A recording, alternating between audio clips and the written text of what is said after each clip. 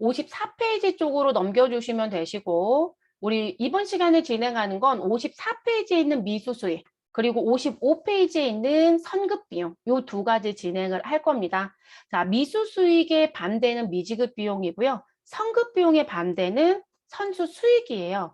그러면 저희가 앞에서 뭘 얘기를 했었냐면, 내가 지금 현재 돈을 준다라고 하는 걸 지급하였다라고 한다고 했어요. 그리고 돈이니까 금자 붙이면 되죠. 그리고 지금 요 부분과 관련돼서 내가 미리 주면 요 앞에다가 뭐 붙여주시면 되고 선자를 붙여주시면 된다겠고요.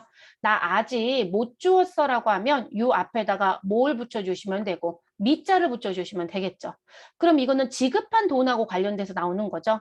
그러면 또 하나의 관점은 내가 지금 현재 받은 게 있어 라고 하면 그걸 이제 수금이라고 얘기하잖아요, 여러분. 그럼 그 수금자 앞에도 뭐가 있을 것이다. 나 지금 현재 미리 준 돈이 있으니까 미리 받은 돈이 있겠죠. 그럼 여기 앞에도 선자를 붙였었잖아요.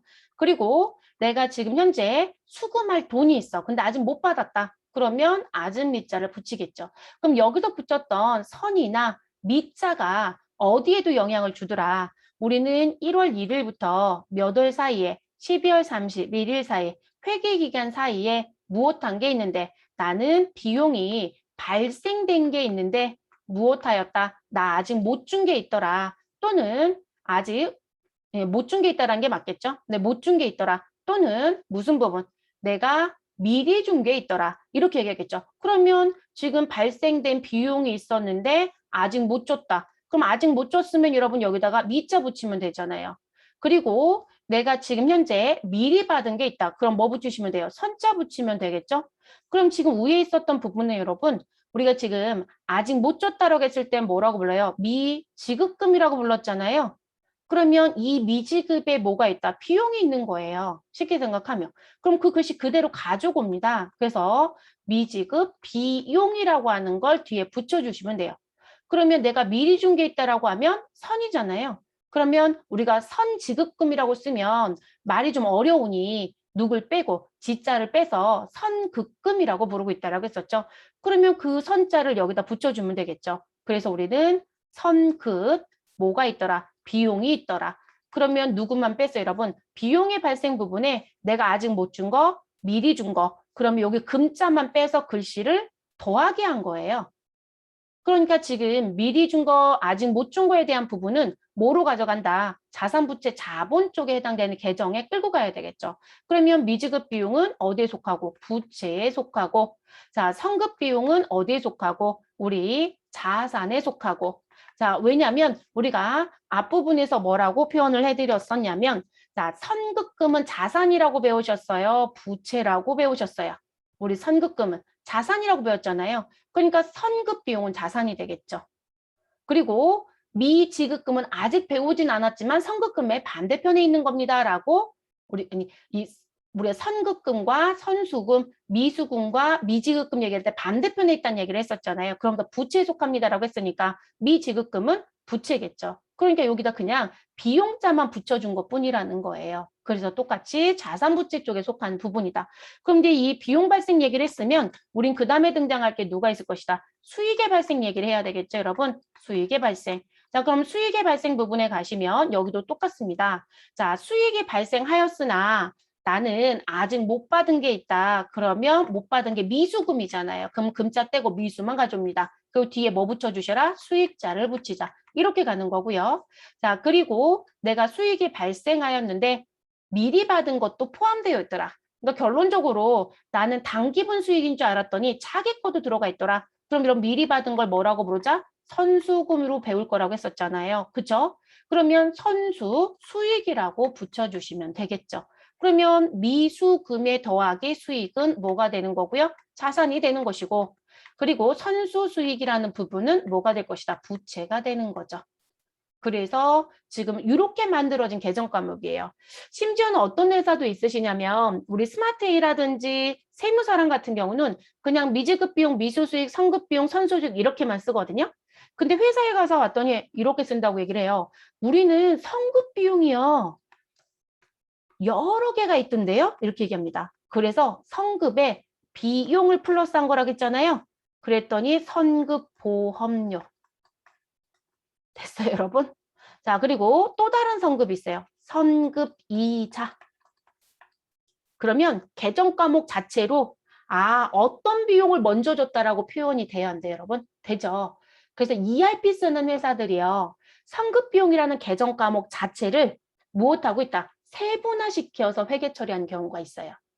근데 이제 대부분의 선급 비용만 암기했던 분들이 선급보험료, 선급이자가 나오면 이런 계정은 뭐지? 이렇게 얘기를 하세요. 그러니까 비용이라는 부분을 계정 과목 자체를 다 쪼개서 써버리겠다는 거예요. 문제될 건 없어요, 여러분. 근데 문제되진 않습니다. 근데 미리 말씀드렸지만 스마트이라든지 세무서랑 쓰는 회사는 그렇게 쪼개서 쓰는 거 별로 하고 싶어 하지 않으세요. 그래서 그냥 선급 비용이란 계정 과목 안에 보험료도 있고 이자도 있고 임대료도 있고 막 이렇게 얘기를 해요. 이해됐을까요? 그래서 그런 건 좀 차이점이 있을 수 있다. 이렇게 보시면 되겠고요. 그래서 만들어진 부분. 그럼 여러분 의미는 아시겠죠? 그리고 제가 여러분 다 발생이라는 걸 얘기해 드렸죠. 그럼 무슨 얘기일까요? 발생이라는 건 그 회계 기간에 발생된 것만 수익으로 보고 수익이 발생되면 비용은 그에 대응돼서 같이 있을 것이다. 이렇게 얘기했어요. 그럼 그 회계 기간에 발생된 것만 보라고 했으니까 내가 결산 시점인 여러분 이 부분은 결산 때 나오는 거예요. 기준에 나올 일은 없어요. 그래서 12월 31일 결산을 기준으로 무슨 부분 1월 1일부터 12월 31일까지 발생이 됐는데 나 못 받은 게 있어? 미수. 나 아직 못 준 게 있어? 미지급. 그런데 나는 12월 31일을 놓고 보니 어느 부분? 자, 여기까지는 여러분 기말인 거니까 단기 안에 있는 거잖아요. 그런데 우리 지금 제가 화살표에서 이제 이쪽으로 나아가는 부분. 그러면 오른쪽으로 다시 그어진 화살표 같은 경우는 뭐가 될 것이다. 여기를 단기라고 보았다라면 여기는 차기가 되겠죠, 여러분. 그러면 지금 12월 31일자의 수익과 비용을 보니 차기께 속해 있더라. 그럼 뭐라고 보자. 너 미리 준 게 있구나. 너 미리 받은 게 있구나. 이 얘기인 거예요. 근데 이게 계약금이라든지 이런 거였다라면 그냥 자산을 정리하고 끝내면 되는데 내가 누구를 수익과 비용을 미리 받은 게 있다, 아직 못 받은 게 있다, 아직 안 준 게 있다, 이런 얘기가 되는 거예요. 그러다 보니까 그 정리를 해야만 뭐가 된다. 내가 보고 기간을 기준으로 무엇하고 보고서를 작성해야 된다고 했었고, 그리고 우리는 사업을 한번 시작하면 무엇한다? 계속적으로 할 것이고, 그러면 계속 연결되어 있으면 회계 기준에 의해서 회계 연도에 의해서 무엇 해주셔야 돼요, 여러분? 그 기수과만 그 기수에 들어야 되는 거죠. 그런 정리를 해주셔야 되는 거죠. 그래서 이런 얘기들이 반드시 알아두셔야 되는 부분. 시험의 단골이 여러분 정말 많이 내는 결산 문제의 단골. 그래서 무조건 기억해야 됩니다. 이 4개 계정 과목은 시험에서 정말 많이 내고요. 자, 그리고 업무적인 얘기로 놓고 간다면 업무는 이 4개 계정 과목이 그렇게 자주 나오느냐? 아니요.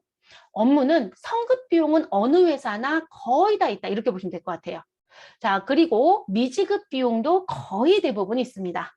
자, 미수 수익과 선수 수익은 희박입니다. 희박이 여러분 많지 않아요. 그래서 우리가 시험 문제를 풀 때 미지급 비용, 성급 비용이 미수 수익, 선수 수익보다 훨씬 빈도가 높습니다. 왜냐면 업무상에서도 많이 나오니까 시험도 그 치중을 무시할 수는 없어요. 그래서 이제 그렇게 움직인다는 거. 그리고 이게 나오는 회사에서 들어갔을 때 미수 수익이 나올 수밖에 없는, 선수 수익이 나올 수밖에 없는 회사들이 있어요. 네. 그리고 성급 비용이나 미지급 비용은 회사가 어떤 업을 하고 있는지 관계없이 다 나올 수 있어요. 그래서 빈도가 높다라고 이제 말씀을 드렸던 부분. 자, 그럼 저희 교재 5번에 나와져 있는 미수 수익 보시면 자, 미수 수익의 반대는 미지급 비용입니다. 그리고 제가 요거 얘기를 안 하고 왔네요. 앞에서 여러분 지금 요거 보시면 아까 제가 발생이란 표현을 써드렸었잖아요. 그럼 무슨 부분? 비용이 발생하였다, 수익이 무엇하였다? 발생하였다. 결론적으로 결산 때 이 4개 계정을 쓰는 건 누구 때문에 쓰는 것이다? 우리는 발생이라는 부분 때문에 쓰는 것이다. 그래서 발생 주익 또는 발생 기준 때문에 결산 때 하는 것이다. 그 회계 기간에 무엇한 거? 발생한 것만 비용이고 수익이다. 못 받았어도 미리 주었어도 그 얘기 때문에 등장하는 거거든요.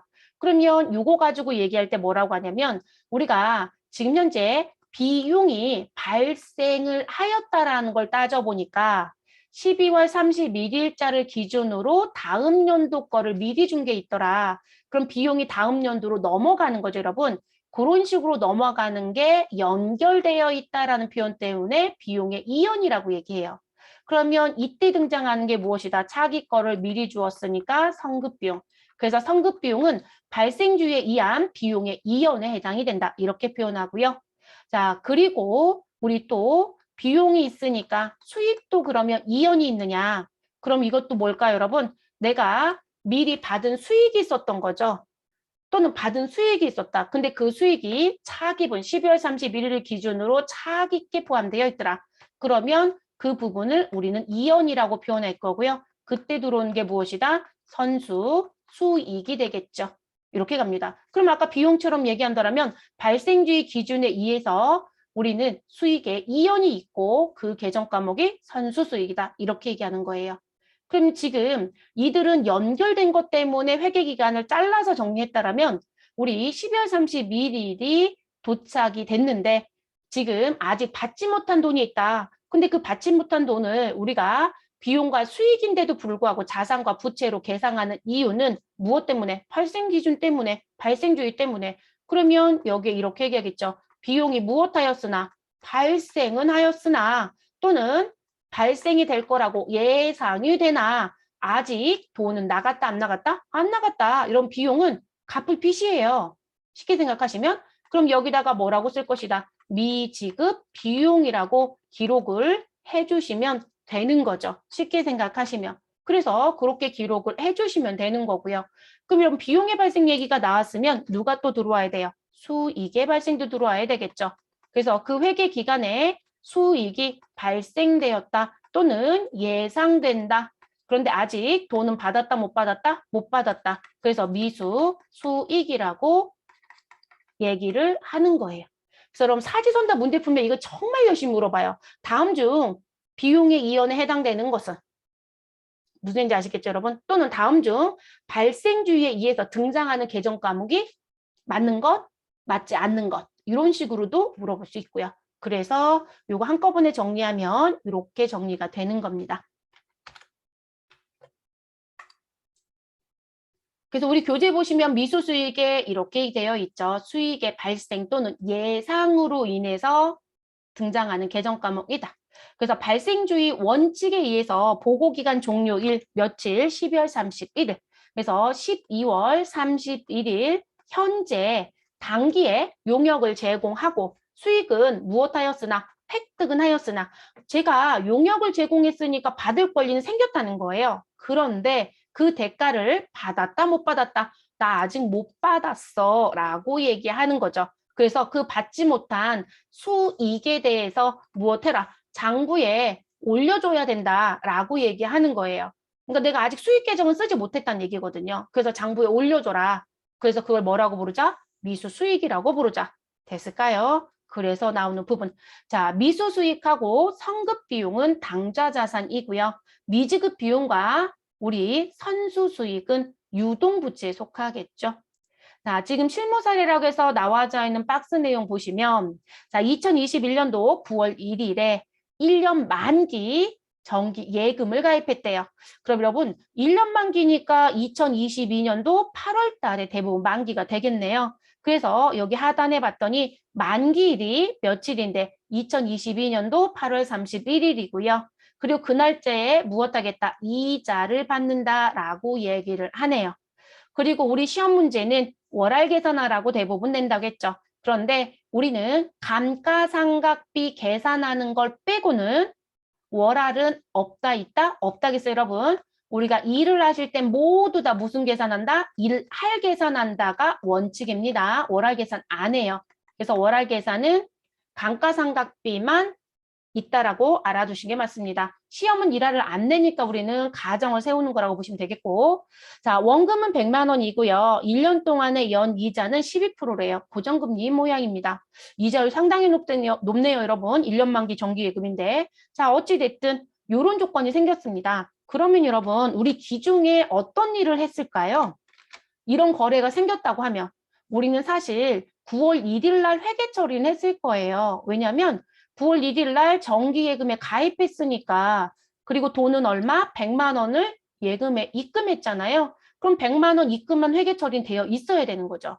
그래서 정기예금 가입 시점인 9월 1일에 회계 처리는 당연히 되어 있어야 됩니다. 또는 여러분이 하셨어야 됐겠죠. 그래서 1년 만기 정기예금 100만 원 가입하고요. 돈은 어디에서? 보통예금에서 이체했다라고 합니다. 그럼 보통예금 잔고는 감소하고 정기예금의 잔고는 증가한다. 이렇게 가는 거죠. 그러면 우린 차변에 정기예금 자산을 증가시켜 주시고 100만 원을 기록합니다. 그리고 대변엔 보통예금을 감소시켜 주시고 100만 원을 기록하는 거죠. 자, 이 상태에서 우리는 며칠을 맞이한다? 12월 31일 보고기간 종료일을 맞이한다. 그럼 합계잔액 시산표를 쫙 펴서 뭘 따져요? 우리 정기예금 있네? 그러면 미수수익을 계산해봐야겠다? 이렇게 생각을 하셔야 된다는 거예요. 시험은 그렇게 내면 너무 어려우니까 우리한테 미수수익을 계산하라고 시험지에 주는 거고요. 자, 그러면 그 부분에 대한 내용이 이제 그 다음에 들어온 부분. 그럼 제가 이제 요거는 조금 빨리 이해하기 위해서 이제 보여드리는 건데, 회계기간 2021년도 1월 1일부터 12월 31일에 회계기간을 쓰고 있다. 우리는 9월 1일에 예금에 가입을 했고, 근데 회계기간 1월 1일부터 12월 30일이니까 12월 31일에 9월 1일에 무엇한 거? 1년 만기 정기예금 가입했던 부분에 대해서 무엇을 해주셔야 된다? 단기분에 해당되는 것만큼 우리 받을 이자가 생겼다는 권리를 정리해 주셔야 된다. 이 얘기하고 싶은 거죠. 됐어요, 여러분? 그 부분인 거예요. 간단하게 얘기하면. 그래서 지금 12월 31일에 결산 시점에 가서 여러분이 할 일. 그래서 합계잔액 시산표에 정기예금이 있다? 그럼 나는 받을 권리가 생겼는지 안 생겼는지 따져봐라. 그 받을 권리는 9월 1일부터 언제까지? 금년도 12월 31일까지. 그러면 우리는 12월 31일이라는 날짜를 기준으로 이 파란색은 벌써 시간이 다 지난 거라고 봐야 되잖아요. 그럼 이 파란색에 있는 건 12월 31일이라는 날짜 시점에서 보면 지났으니까 경과라고 얘기하는 거죠. 그런데 12월 31일을 놓고 보면 우리 차기라고 써드린 이 부분 하얀색은 무엇이다? 아직 경과 안 됐어요, 여러분. 이 자리는 미경과잖아요. 그러니까 12월 31일 입장에서 경과된 것만큼은 수익으로 장부에 올려져 있어야 된다고요. 발생된 거로 봐야 되니까. 됐어요, 여러분? 그래서 우리 9, 10, 11, 12, 4달이네요. 4달치만큼 나는 이자를 받을 권리가 생겼다라고 얘기하는 거예요. 됐을까요? 그럼 여러분한테 한번 물어볼게요. 여러분 이거 계산하는 거 쉬울까요? 안 쉬울까요? 계산은 그냥 간단하게 얘기하면 내가 받을 은행에 맡긴 거 100만 원에 연이자 몇 프로였죠, 여러분? 우리 연이자가 교재에 봤더니 12%. 자, 12%이고 우리 월할 계산한다고 했으니까 12달 중에 몇 달치, 4달치 이렇게 계산하면 돼요. 그쵸? 근데 여러분 이게 고정금리였을 때만 가능한 얘기거든요. 시험은 다 고정금리로 내요. 재밌는 거. 그래서 여러분 이게 실제 업무에서요. 이 미수수익을 계산해야 된다. 그리고 은행에 예치했던 이자 부분, 은행에 예치했던 적금이나 예금 부분이다. 그럼 이 계산기 여러분이 안 눌러요, 여러분. 안 누르고요. 무엇한다? 은행에 지금 12월 31일까지 발생된 이자 내역서를 뽑아옵니다. 그게 여러분이 결산 때 하실 일입니다. 무슨지 아시겠죠? 시험지에 그걸 써주진 않을 거예요. 시험지는 다 고정금리를 우리한테 계산 문제를 내고 싶다? 그러면 100만 원에 연이자 12%이고 1년짜리 만기 예금을 가입했고 나는 단기에 해당되는 건 내가 스스로 알아서 4개월 그러면 12달 중에 4개월치 계산할게. 그래서 계산기 두드리라고요. 그게 시험이고 업무는 고정금리가 없기 때문에 중간에 무슨 부분들 계속 이자가 바뀌어요. 그러면 발생된 이자라는 부분이 얼마인지 계산하는 게 쉽지가 않다는 거죠. 그리고 더 재밌는 건 요즘에 은행에 맡기는 이 돈들이 복리로 주지를 않아요. 네, 그렇죠. 그렇다 보니까 이게 실질적으로 변동에다가 맡겨진 기간이 금액이 정기예금 그나마 확정된 금액으로 볼 수 있지만 적금 같은 경우는 만기에 몇 퍼센트 이자를 받을 것 같아요라고 하는 예상치를 알려준다 하더라도 그 이자 금액이 달라질 수 있다는 거죠. 12월 31일에. 왜 그러냐면 이자율도 다르지만 내가 지금 현재 50만 원씩 12달을 만기를 다 채웠을 때 받는 이자랑 3개월만 넣고 받는 이자 계산이 달라요. 그렇기 때문에 실질적으로 금액이 정확하게 뽑는다는 건 사실 어렵습니다. 그래서 업무는 은행에서 확인하셔라. 뽑아달라고는 다 뽑아줍니다. 됐을까요? 그렇게 가시는 거고 그러면 지금 파란색으로 표시한 4개월치를 계산하러 들어가시죠. 그러면 지금 그거를 이제 이렇게 교재하고 똑같이 만들어주면 이런 상황이죠. 그래서 우리는 1년에 정기예금을 가입했고 시간이 지난 것만큼만 뭐로 봐라? 단기 거로 봐라. 자, 단기 거로 보라는 시점은 반드시 며칠 날짜? 우리 보고기간 종료일을 기준으로 마무리를 지어주셔라. 그러니까 여기까지 들어온 것만 경과. 그리고 여기를 벗어난 건 뭐가 된다? 미경과가 되는 거예요. 그래서 단기 것만 경과로 봅니다. 그럼 9월 1일부터 12월 31일까지 4개월 계산하시고 그리고 우리가 이렇게 받을 권리가 있다라는 수익을 계산할 땐 얼마입니까? 라는 금액이 일단 알아야 됩니다. 그게 정기 예금이라고 지금 전 써드린 거고 거기에 연이자율이 어딘가에 써 있겠죠. 연이자율 12%. 그리고 지금 전체 일수 며칠? 365일 분에 우리는 언제? 9월은 며칠이죠, 여러분? 30일. 우리 10월은 며칠이죠? 31일. 10월, 우리 그 11월은 30, 12월 31일. 그러면 여러분 요거 일수 계산하시면 며칠이 된다? 122일인가요? 네, 365분에 122일로 계산하는 게 맞다고요. 됐어요, 여러분? 근데 시험은 이렇게 안 낸다, 낸다? 안 낸다. 그래서 총 일수분의 경과 일수만큼 계산하는 게 원래 원칙인데 이거를 일수가 아니라 월할 계산하고 있다. 그래서 12달, 12개월 중에 4개월치만큼만 계산해서 정리하셔라. 됐을까요? 그러면 여러분 우리 100만 원 곱하기 12% 하시면 12만 원이고요. 12만 원을 12로 나누면 만 원인 거죠. 한 달에 만 원의 이자가 생긴다는 얘기고 4개월을 맡겼으니까 저는 4만 원에 받을 권리는 일단 생겼다라고 얘기하는 거죠. 그러면 그걸 뭐로 처리해라? 자산으로 처리해라. 그리고 받을 권리는 뭐였다? 은행에 맡긴 예금에 대한 이자였다. 이 얘기인 거죠. 그러면 우리는 이자 수익이 발생합니다라고 얘기하는 거죠. 그럼 정리 끝난 거죠, 여러분? 그래서 미수 수익하고 미지급 비용은 오히려 회계 처리가 안 어려워요, 여러분. 선급하고 선수가도 조금 어려워요. 구분을 해주셔야 되는 게 있어서. 그러면 요거 맞춰서 이렇게 결산 때 정리한다. 저는 아예 4만 원 미리 드렸고요. 실제 시험 문제가 어려우면 요거 계산을 낼 거예요, 여러분. 지금 교재 써드린 요 부분. 그리고 월할 계산한다고 얘기할 겁니다. 그럼 4만 원 계산해서 회계 처리를 하시면 됩니다. 그리고 시험 문제가 아주 쉬우면 이렇게 그대로 써줘요. 자, 결산 시점 12월 31일에 단기 경과분에 대한 미수 수익 4만 원을 결산서에 무엇해라? 계상해라. 그럼 여러분 이 단기 경과분에 우리가 시험이니까 뭐라고 쓸까요? 단기 경과분에 해당하는 이자가 있다라고 얘기하겠죠. 그래서 그 이자에 대한 금액 4만 원이 있다라고 얘기를 합니다. 그러면 이자 수익은 수익의 발생이니까 어느 변에? 대변에. 그리고 우리 어느 변에? 차변에 미수 수익이라고 하는 수익의 발생 또는 예상에 해당되는 계정 과목을 기록하시고 4만 원 마무리하시면 되겠습니다. 자, 결산까지 이렇게 정리가 끝나는 거고요.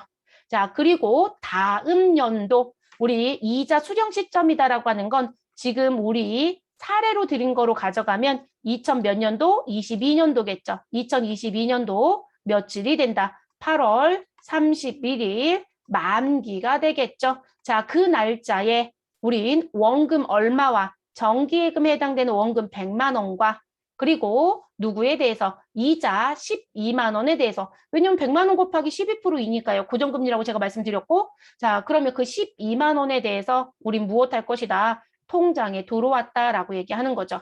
그래서 차기 만기일인 8월 31일에 정기예금 100만 원, 이자 12만 원 보통예금에 입금되었다라고 합니다. 그럼 보통예금은 증가시켜 주시면 되시고 정기예금은 우리 돈이 들어온 거니까 정리시켜야 되니까 우리 어느 변에 대변에 감소시켜 주시고 그리고 이자는 발생했으니까 증가시켜 주시면 우리 발생했으니까 대변에 기록해 주시면 되겠죠. 그런데 여러분 법인이 받는 이자는 무엇이 있을 것이다. 이 부분에 대해서는 원천 징수를 해야 된다고 했죠. 자, 그럼 그 원천 징수는 누가 했을 것이다? 은행이 했을 것이다.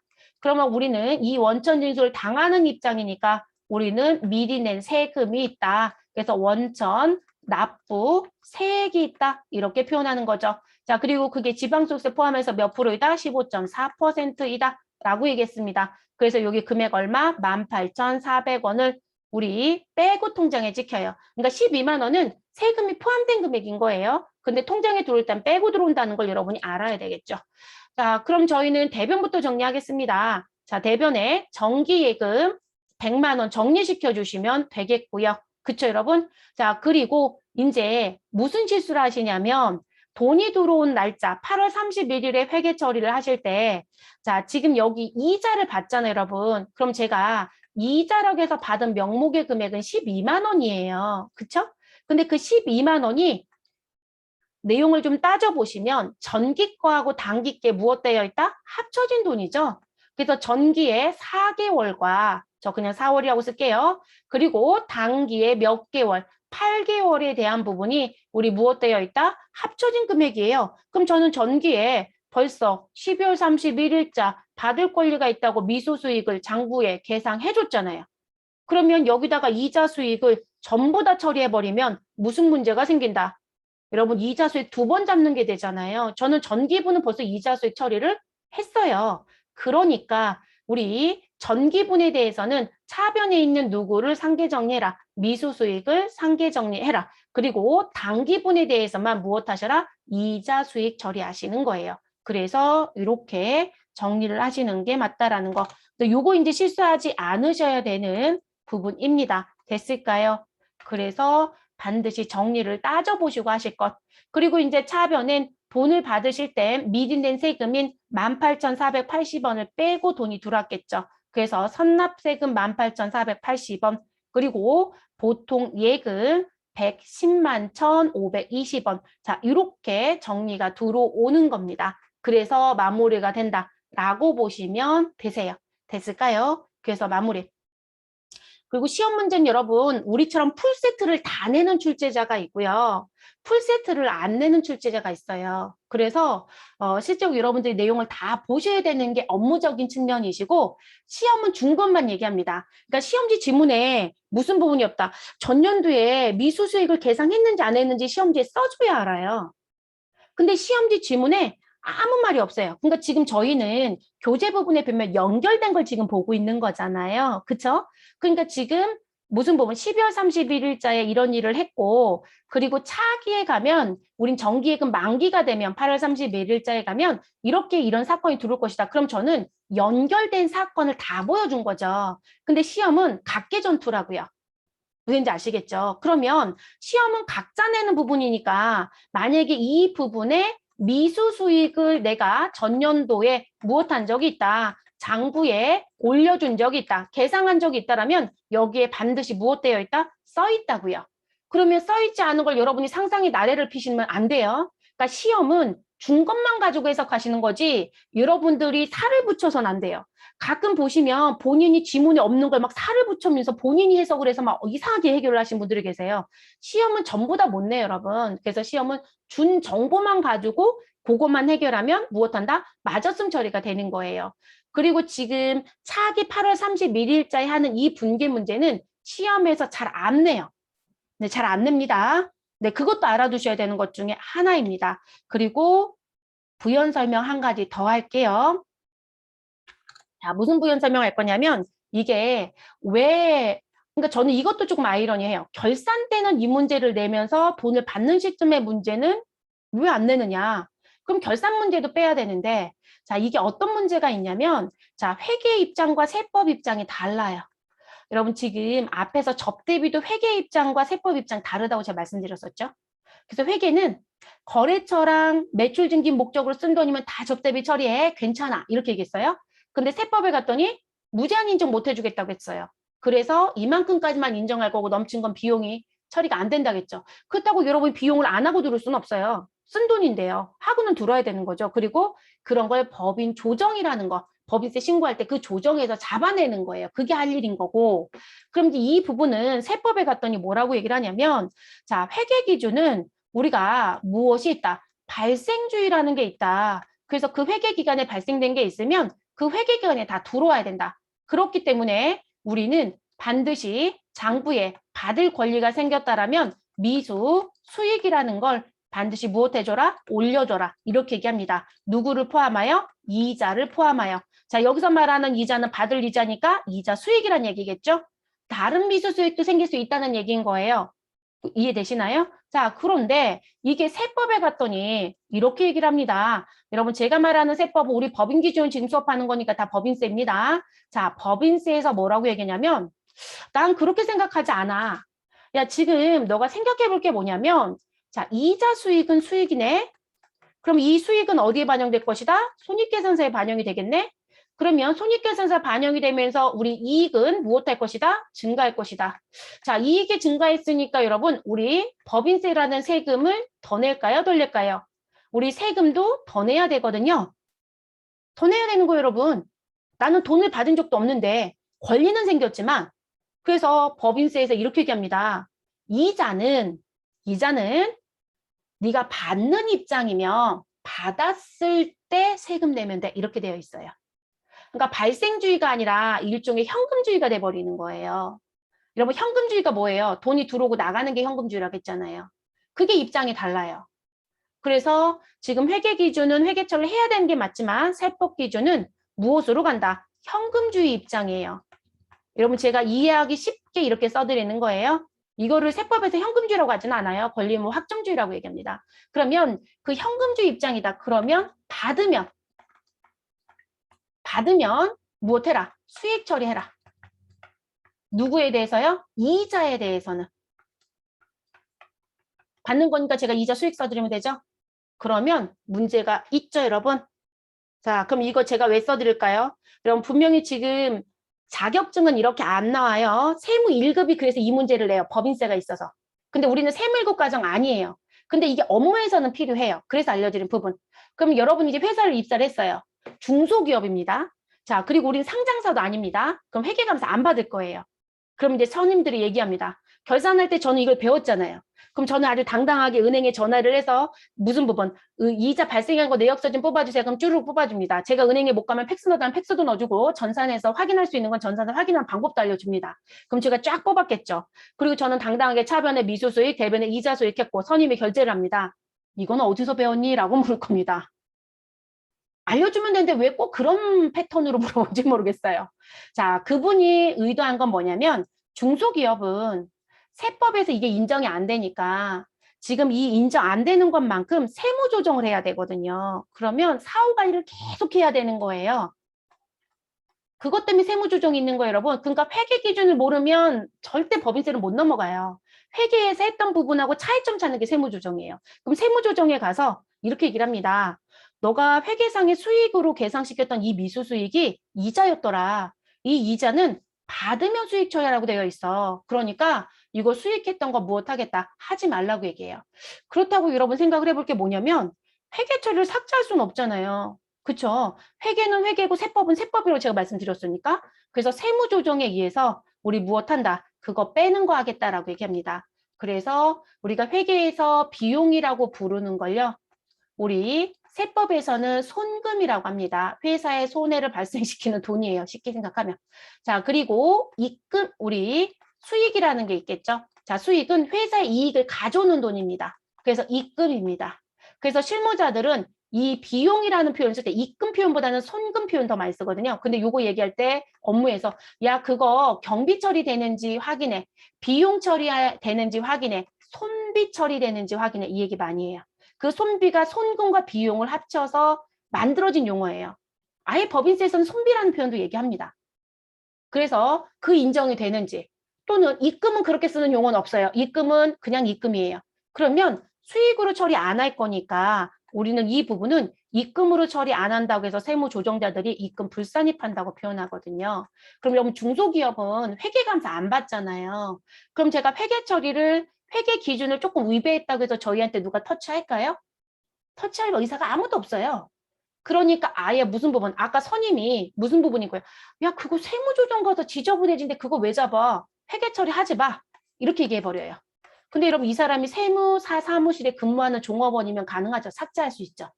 근데 결산서 세팅까지는 일반 기업이 하고요. 조정만 세무서에서, 아니, 세무사들이 하는 경우가 있어요. 가능한 얘기거든요. 조정만 맡긴다고 문제가 되지 않으니까. 그래서 직원들 급여 주는 세금 신고도 내가 하고, 부가세 신고도 내가 하고, 회계 처리도 다 내가 하고, 그리고 결산도 내가 한다. 다만 우리 법인세 신고할 땐 세무사나 회계사 도장에 찍힌 조정사가 들어가야 된단 말이에요. 그러니까 우리가 조정을 할 수는 없어요. 그러니까 세무사나 회계사한테 맡겼다는 거죠. 그럼 결산이 끝난 서류를 줬어요? 그러면 이게 조정사항이 나와요. 이해됐어요, 여러분? 그 경우는 해야 되겠죠. 근데 내가 결산도 하고 내가 세무조정도 한다? 세무사무실 근무자고 그리고 이 회사가 중소기업이다? 그러면 이 분기 안 한다고 할 거예요. 안 하는 이유를 알고 안 하셔야 됩니다. 근데 우리 회사가 외부 감사를 받는 기업이다? 이거 안 하면 회계사가 지적할 겁니다. 이거 왜 없냐고. 해야 되는 거예요. 그러니까 우리가 배우는 건 원칙을 배우는 거예요, 여러분. 그러니까 원칙을 갖다 어디다 파시면 안 돼요. 그러니까 회사에 가셔서 업무적으로 편리성 때문에 내가 빼고 넣고는 할 수는 있지만 기본적인 FM은 반드시 알고 가셔야 되는 부분입니다. 그래서 이거 알려드렸더니 한 분이 그러시더군요. 우리 회사 다닐 때는 선임이 이걸 다 하라고 했대요. 그 회사는 세무조정서에 이게 한 번도 들어온 적이 없다는 거예요. 결론적으로 세금을 더 많이 내고 있었단 얘기예요. 미리. 여러분 세금은 어차피 내년에 낼 세금을 미리 땡겨낸 꼴이에요. 네, 내야 될 세금을 덜 내거나 더 냈다는 관점은 아니고요. 다음 연도에 내야 될 세금을 금년도에 미리 낸 꼴이에요. 그렇다고 우리 국가가 나한테 도와주는 건 아무것도 없는데. 근데 그게 실제 문제가 되는 거예요. 그래서 지금 그 부분은 업무적으로 필요해서 말씀을 좀 드렸으니까 메모만 해놓으실 것 됐을까요? 자, 그리고 지금 정선아님이 이제 물어보신 것 중에 미수수익도 거래처 관리하시냐고 이제 물어보셨어요. 자, 요 부분은 제가 앞으로 가서 4개 계정이 다 들어오는 거로 보여드릴게요. 자, 미수수익, 미지급 비용, 선급 비용, 선수수익 이렇게 4가지가 있잖아요. 자, 시험은 시험지에 거래처 관리를 하라고 써 있으면 반드시 입력합니다. 됐어요, 여러분? 자, 업무는 거래처 관리를 합니다. 그러면 우리 지금 에이트가 그래도 실무 쪽에 가까이 내고 있고 우리는 실무를 강조한 시험이라고 주장하고 있다겠어요? 그럼 거래처 관리 문제를 시험에서 내냐고요? 에이트도 이 문제를 미친 듯이 많이 내겠죠? 한 번도 출제한 적 없습니다. 그러니까 시험은 현재 이 부분에 대해서 거래처 관리를 별로 심도 있게 얘기하고 있지 않습니다. 그런데 여러분들은 하셔야 될 겁니다. 왜냐하면 은행에서 이자를 받는다고 했을 때 여러분 예금이 하나가 아닐 거거든요. 그러면 이게 도대체 계좌번호 누구하고 관계되어 있는지도 뒤에 가서 정리를 하셔야 돼요. 그러니까 거래처 코드 관리 안 하시면 뒤에 가서 제가 아까 왜 정기예금 만기가 돼서 이자랑 원금이랑 같이 들어왔잖아요. 근데 우린 정기예금 통장이 3개래요. 그러면 만기일자가 다 다를 거라고요. 그러면 없어져야 되는 금액들이 있는데 그 없애는 금액이 누구인지를 알 수가 없어요. 그리고 보험과 관련된 게 선급 비용이에요. 그러면 그 선급 비용도 자동차가 30대래요. 그럼 보험증권 몇 개다? 30개예요. 보험 가입한 날짜 갖다 달다 다 달라요. 그럼 보험료도 다를 거고 가입 날짜도 다를 거고 그리고 우리 실제 그 자동차를 운전하는 사람이 사고를 냈느냐 안 냈느냐에 따라서도 보험료가 달라지는 것도 있을 거고요. 그리고 회사가 지금 어떤 상태로 보험 가입했냐 상황이 좀 달라지는 게 있어요. 그러다 보니까 지금 상황이 다 달라지죠. 그리고 물건 가격이 다르잖아요. 자동차 가격이 다르면 당연히 거기에 보험 유일 적용해서 나오는 거니까 보험료가 같을 수는 없어요. 이해되셨을까요? 그래서 거래처 관리는 한다. 시험은 안 한다. 됐죠? 네, 알아두셔야 되는 부분. 그건 제가 선급 비용 얘기하면서 말씀드리려고 했는데 미리 물어보셔서 말씀드렸어요. 그래서 업무는 합니다. 여러분 오늘 저희 수업 시간 끝나는 시간보다 조금 더 늦게 끝날 것 같아요. 네, 그거 양해 좀 부탁드리고 급한 일 있으신 분들은 일단 종료하셔도 됩니다. 네, 마무리는 질게요. 이거를 넘길 수는 없어요. 선급비용까지 끝내야 되니까. 자, 그럼 교재 부분 하단에 예제가 나와 있을 겁니다. 예제를 좀 볼게요. 자, 2021년도 7월 1일자 주식회사 배움상사에 자, 2천만 원을 무었다고요? 대여하고 자, 연 10% 이자를 상환 1인 2022년도 6월 30일에 무엇하기로 했다. 수취하기로 약정하였다. 그럼 일단 7월 1일자에 돈은 빌려줬다, 안 빌려줬다? 빌려줬다. 자, 그러면 대여했다는 사건은 우리가 합계잔액 시산표를 열었을 때 보일까요? 안 보일까요? 보이죠, 여러분? 그래서 우리는 7월 1일자 차변에 무슨 대여금 여러분 7월 2일 날 빌려주고 6월 30일 날 받기로 했어요. 1년 이내에 돈이 들어오네요. 그죠? 10월 31일을 기준으로 만기는 6개월밖에 안 남겨져 있습니다. 그러니까 차변에 뭐라고 쓰자? 단기 대여금이라고 기록 정보가 있겠죠. 그리고 거래처는 거래처는 생략할게요. 2천만 원이라고 기록했을 거고요. 그리고 상대편 대변엔 돈을 뭐로 줬는지는 몰라도 나간 조건이 장부에 기록되어 있겠죠. 자, 이 상태에서 합계잔액 시산표를 뽑아보니 무슨 부분? 나 6월 30일에 이자 받기로 되어 있는데 우리 회계기간 언제? 지금 1월 1일부터 12월 31일 중 7월 1일부터 언제까지? 우리 12월 31일까지는 이자를 몇 퍼센트? 연 10%에 해당되는 것만큼 받을 권리가 있다 없다? 있다가 되는 거죠, 여러분. 그러면 그걸 결산 때 우리는 회계 처리해야 된다는 거예요. 그러면 기간 경과분인 부분에 대해서 우리 이자를 무엇해달라? 반영해달라. 그리고 무슨 계산해달라? 월, 할. 그럼 여러분 7월 1일부터 12월 31일까지는 몇 개월이죠? 6개월이네요. 그래서 6개월분 우리 받을 권리를 정리해 주시면 되겠습니다. 그거 하라는 문제예요. 그러면 요거 계산하셔야 되는 거죠, 여러분. 그러면 저는 이 부분에 무슨 부분? 내가 받아야 되는 미수 수익은 또는 미수 이자는 이렇게 얘기해도 되겠죠. 그럼 지금 빌려준 돈은 얼마이다? 2천만 원. 그리고 이 부분에 약정된 이자는 연 몇 프로이다? 10%. 자, 우리는 월할 계산하니까 12달 중에 몇 달치만큼 받으면 된다? 6달치. 됐어요, 여러분? 이렇게 정리하시면 되죠? 그러면 여러분 2천만 원 곱하기 10% 하면 200인가요? 네, 200만 원을 12로 나누고 6으로. 근데 여러분 12분의 6은 50% 의미죠? 그러면 내가 받을 이자는 얼마가 발생하였다? 100만 원이 발생하였다. 이렇게 정리가 되겠죠? 그래서 이 부분에 맞춰서 회계 처리를 합니다. 그러면 우리 차변에 뭐라고 써주시면 되시고 받을 권리가 생겼다. 그런데 수익과 관련된 거 그래서 미수수익 100만 원이라고 기록을 해주시면 되시고 자 그리고 상대편에는 우리 이자 받은 거죠 여러분 돈 빌려주고 그래서 수익의 발생인 이자 수익 얼마를 쓰셔라 100만 원이라고 기록해 주시면 됩니다. 됐나요? 네, 이렇게 정리하시는 부분이에요. 그래서 마무리. 그래서 계산 문제는 얼마든지 출제가 될 수 있어요. 앞에처럼 4만 원 회계 처리해 라고 하면 진짜 쉽게 내는 문제라는 거고요. 대체적으로 이렇게 계산기를 눌러서 회계 처리하는 형태들이 등장이 됩니다. 그래서 12월 31일에 해야 되는 결산 수정 분계의 대표적인 내용. 우리 결산 수정 분계 여러분 꽤 많이 배웠어요. 그렇죠? 자, 이제 성급 비용 이것도 결산 때 하는 거죠. 자, 성급 비용의 반대편의 성격은 선수수익. 그래서 내가 미리 주거나 미리 받은 게 있는데 그게 비용이거나 수익이다. 그래서 이 부분은 비용이 차기 연도에 수익이 차기 연도에 연결되어 있는 돈이 있다. 이런 얘기입니다. 그걸 비용의 이연 또는 수익의 이연이라고 얘기합니다. 됐을까요? 자, 실무 사례 보시면 2021년도 10월 1일 1년분 자동차 보험료를 무엇하였다? 납부하였다. 자, 보험료는 120만 원이고요. 보험의 가입 기간은 2021년도 10월 1일부터 2022년도 9월 30일까지 가입 기간이고 그리고 월할 계산해달라라고 주었습니다. 자, 여기 부연 설명 하나 할게요, 여러분. 자, 우리가 보험료가 선급 비용의 가장 대표적인 부분이긴 해요. 왜냐면 회사에 가시면 업무에 사용하는 뭐가 정말 많다. 자동차가 진짜 많거든요. 그러면 이 자동차를 보험 가입을 합니다. 보험 가입을.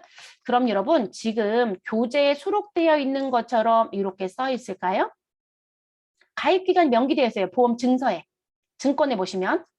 자, 증권에 보면 가입 기간이 써 있는데 여러분 이렇게 기록 안 되어 있을 거예요. 왜냐하면 우리가 일반적으로 이 보험이라는 부분은 위험성 대비예요. 그리고 더더군다나 회사에서 자동차나 건물과 관련된 보험을 무엇하였다라고 하면 가입을 하였다라고 하시면 우리 재산의 피해를 방지하기 위해서 가입하는 일종의 손해보험이라고 보셔야 되거든요. 그러다 보니까 중간에 문제가 생기면 안 돼요. 그리고 보험을 계속 재계약을 하면서 연장을 한단 말이에요. 그래서 몇 시? 우리 12시에 시작을 해서 12시에 끝나는 거로 되어 있어요. 자, 이 부분을 표현할 때 전 12시라고 했으니까 우리는 일일은 24시죠. 그래서 24시 땡땡에서 24시 땡땡처럼 표현되었거든요. 그러다 보니까 하루가 무엇하더라? 겹치는 상황이 돼요. 끝나면서 시작하는 시점이 같다라는 부분인 거죠. 중간에 공백을 두면 안 되거든요. 어떤 상황이 생길지 모르니까. 그래서 실질적으로 내가 보험의 시작 일자가 가입의 시작일이 10월 1일이면 끝나는 날짜 9월 30일인 경우는 없어요, 여러분. 저희가 6개월 가입했다라고 하지 않느냐. 그래서 1년을 가입했다 그러면 10월 1일 날 시작해서 10월 1일 날 끝납니다. 그럼 여러분 1년은 보편적으로 며칠이죠? 365일이죠. 근데 4년에 한 번씩 2월 달이 28일이 아니라 29일인 날이 있어요. 그걸 윤년이라고 하죠.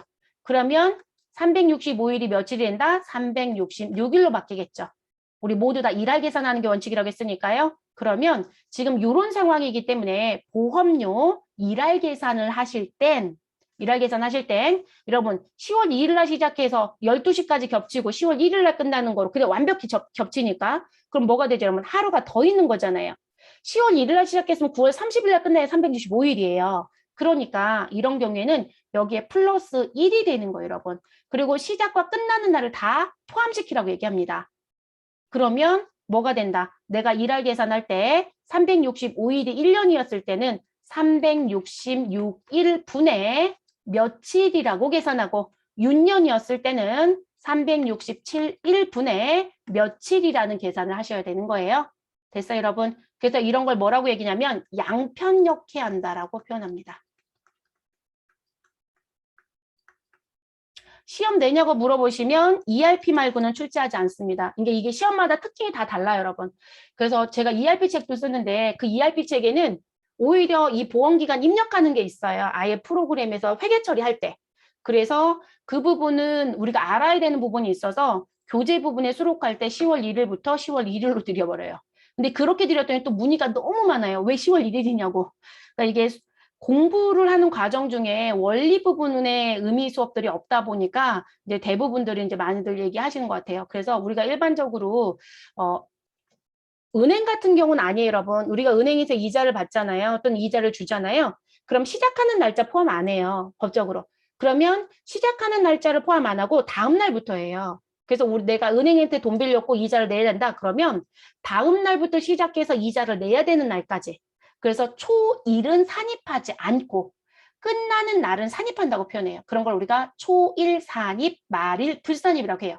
그러니까 그렇게 한 편 넣기를 했었을 때는 플러스 1의 개념이 없어요. 근데 보험료는 플러스 1의 개념이 있습니다. 그래서 12시부터 12시라는 관점도 있지만 시작과 끝나는 날이 같다라는 거예요. 그래서 양편 넣기가 돼버린다. 그래서 366일 또는 367일분의 기간만큼 정리하시는 게 원칙이다. 이렇게 알아두시는 게 좋겠습니다. 그래서 나온 부분.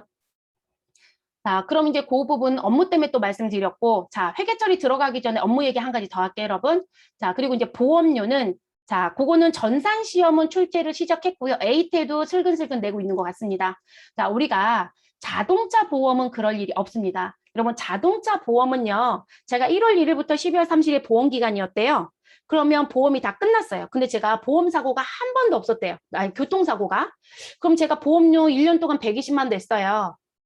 그러면 내가 교통사고 안 냈으면 그 120만 저한테 돌려줘요? 아니죠. 그냥 끝나는 거죠, 여러분. 납부했던 보험은 그거로 끝이에요.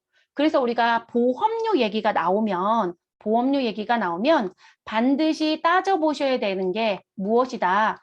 보장을 받고 끝나는 보험이냐. 그런 걸 소멸성이라고 해요. 소멸성. 자, 소멸성 보험료는 비용 처리하는 게 맞습니다. 그 기간에 해당이 된다라면. 그럼 결론적으로 보험료 처리가 맞다는 거예요. 그런데 내가 보험료를 내고 기간이 만료된 시점에, 보험기간이 끝난 만료 시점에 보험사한테 나한테 돈을 돌려주더라 라고 얘기합니다. 그러면 그 부분은 저축성이라는 표현을 쓰죠. 우리 연말정산할 때도 저축성 보험은 보험료 공제가 안 돼요. 근데 국세청에 모일 때는 저축성 보험은 다 빠지고 모이니까 아무 문제가 없어요. 그래서 연말정산은 업무에서 저축성 보험을 빼야 된다고 시험에서 미친 듯이 출제하지만 업무는 그 실수를 아무도 하지 않습니다.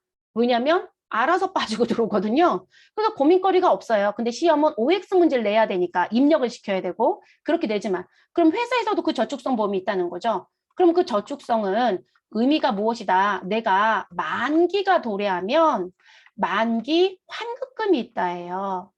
만기, 여러분 이거 기자예요. 환급금이 있다. 근데 이 만기 환급금에 누구도 붙어 들어올 것이다? 이자도 붙어 들어올 거예요. 그럼 이건 어떻게 할 거냐? 여러분 이건 비용 처리가 안 돼, 여러분. 자산 처리하시는 거예요. 그런데 우리가 이놈의 보험료를 최다 비용으로 배워갖고 모두 다 비용 처리를 해요.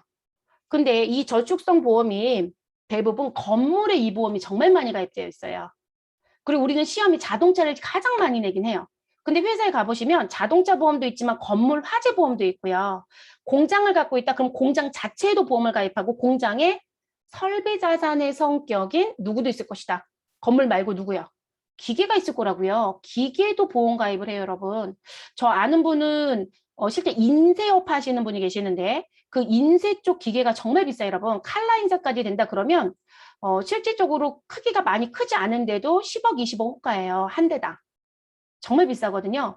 근데 공장에 진짜 불이 났어요. 그 뉴스에 나올 정도 유명했던 부분이에요. 성수동이 인쇄 단지들이 있죠. 근데 거기에 불이 났어요. 근데 이분이 정말 잠이 안 오는 게 뭐냐면 우리가 기계를 니스로 많이 구입해요. 근데 그 니스로 구입했던 부분에 납부일자가 한 번인가 두 번밖에 안 남겨져 있대요. 그러니까 이 니스를 어떻게 계약했냐에 따라서 불이익 시점이 다 끝나버리면 이 기계가 내게 되거든요.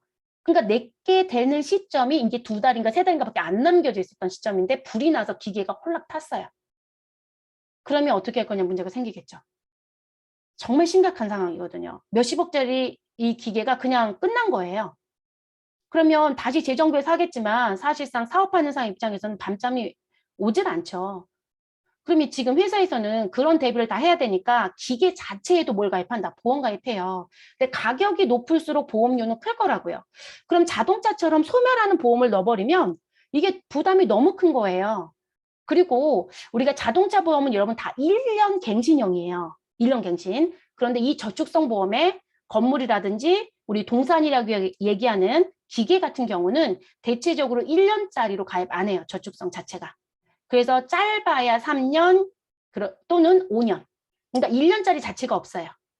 그럼 이제 여러분 회계 처리는 뭐로 하라는 거 알려드렸어요. 그럼 이제 어떻게 해야 될까요? 자, 이 저축성에 대한 부분에 내용에 불이익 금액이 나왔다. 그러면 차변에는 자산 처리하라겠죠, 여러분. 근데 대체적으로 뭐라고 말씀드렸어요, 여러분? 이게 단기간짜리가 없더라. 그러면 우리는 단기 금융 상품을 들어갈 수는 없잖아요. 그래서 투자 자산에 가면 뭐가 있다? 장기성 예금이라는 게 있어요, 여러분. 장기성 예금. 이렇게 처리하시는 거고요. 그리고 상대편에는 돈 나간 거 쓰시면 되겠죠. 전 현금 그냥 쓰고 끝낼게요. 현금 등. 업무에서 요거 조심하셔야 되는 부분 하나. 그래서 제가 이 문제는 시험을 출제한 시점부터 진짜 잘 낸 시험이라고 얘기해요. 실무자들 결산 수업할 때 매번 강조하는 내용 중에 하나였거든요. 그리고 제가 이거 왜 사고 친다고 하냐면 자격증을 세무 1급까지 취득했어도 다 비용 처리하는 것만 외웠거든요. 그러니까 보험증권을 보지도 않아요. 다 비용이에요. 근데 문제는 불입했을 때는 이렇게 해요. 근데 여러분 제가 만기 환급금이 있다고 했잖아요. 그럼 만기에 돈이 들어오겠죠? 그러면 차변은 문제가 없어요. 100%다 통장에 넣어줄 거니까. 그러면 보통 예금이라고 쓰시면 되거든요. 그럼 여기다가 이제 기록을 하시고요.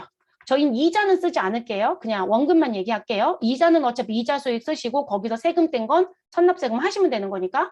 자, 그럼 이제 대변에 뭐 쓰실 거예요? 장기성 예금 처리 안 했다라고 하면 쓸 계정이 없어요. 그랬더니 실무자들이 자비익을 써요. 근데 자비익이 5천, 1억 2천 이런 상황이에요. 여러분 잡스러운 돈이라고 했잖아요. 잡스러운 돈이 어떻게 억대가 되고 몇 천이 돼요. 그럴 일이 있다라고 하면 국가한테 지원금 받은 경우 말고는 없어요. 그러니까 몇백 원, 몇천 원, 몇십만 원 정도가 수준이 끝이에요. 그러니까 자비익이 몇천 원 억대로 써 있으면 세무서에서 신고가 들어가고 나서 일정 기간 뒤에 소명서가 날아와요. 이 자비익 원장 보여달라고. 그럼 저는 아주 당당하겠죠. 그 보험료 환급받은 거라고. 그러면 얘기합니다. 이거 불입했을 때 열어보겠죠. 그랬더니 뭐로 처리해놨어요? 비용. 그럼 세금을 앞에서는 덜 내고 뒤에서는 더 낸 꼴인데 문제는 그 회계 기간, 그 사업연도의 세금을 정확하게 냈어야 되는 거죠. 그러면 앞에 세금을 더 내야 되는 시점에 세금을 덜 낸 꼴이 돼요. 그러면 그것만큼 법인세 추징 들어올 거고요. 덜 냈으니까 그 덜 낸 기간만큼 가산세 내시면 됩니다.